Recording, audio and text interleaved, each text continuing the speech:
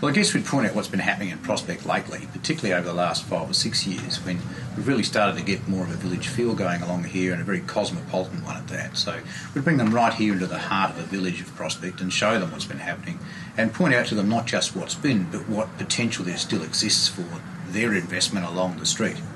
In addition to that, there's plenty of opportunity for people to participate in our master planning process. So the uplift in density for residential living along the road, for commercial activity, is second to none, we believe, within this proximity to the City of Adelaide, given we're only 4 kilometres or so from the CBD. Really, they couldn't find a better place to invest and participate in our growth and their own growth. We really encourage investment in the City of Prospect for a couple of reasons. One is it really improves the amenity of the local area. So if the investment is one that's character rich and brings something new to the city that we haven't got here before, then it builds on the amenity of the area in terms of its service offering. That's really important to the residents who live here.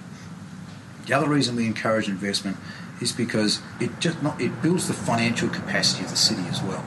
So we've got a place that can sustain more business, and it can sustain more people living more comfortably in the area, and they can then choose to walk to those new businesses and walk to the village of the City of Prospect rather than driving elsewhere and spending their money elsewhere. We want to capture it here and make life better for people to live right here in their own backyards.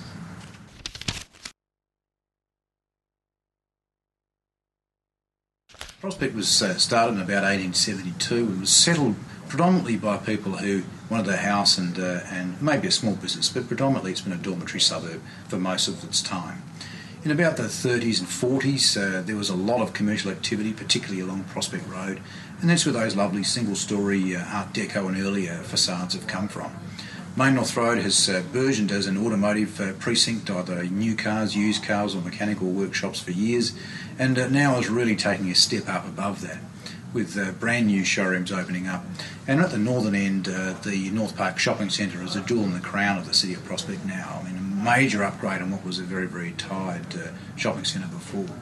So in economic terms now, the city is really starting to come alive, and it's so close to the City of Adelaide. I mean, really only 4 or 5 kilometres out. It's one of the last arterial roads radiating out from the city to come alive and enjoy the prosperity that others have for many years.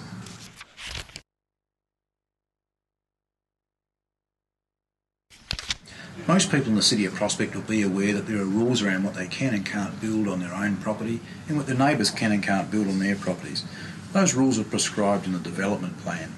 The development plan is designed by council, but it's approved by state government because it's encaptured in state government legislation. It's now time for the city to revise its whole development plan. So we're really encouraging the community, both residential and commercial, to get involved and have a say in what sort of community they want to live in the next 5, 10 and 20 years. And the Section 30 review is all about that.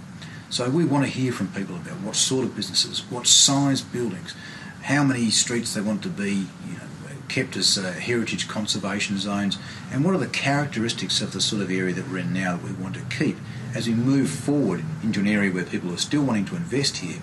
We work out what's the balance between where we want to be and what are the things we want to keep from the past. The Section 30 review is a really important part of developing the plan for the future for the City of Prospect.